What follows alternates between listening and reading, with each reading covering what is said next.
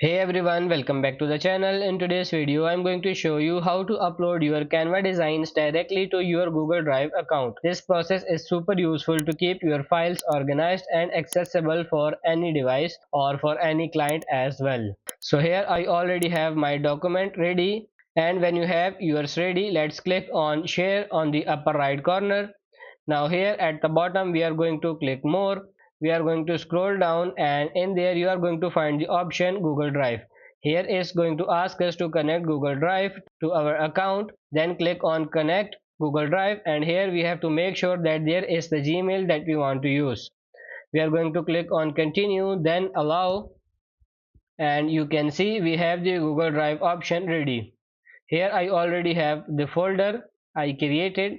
I'm going to click on it, and we are going to save the file as a PDF standard, and then we are going to click save. Saving your Canva designs to your Google Drive account is really good because it's going to help you to have better access from any device. It's also going to help you with the security of your files and is really easy to share.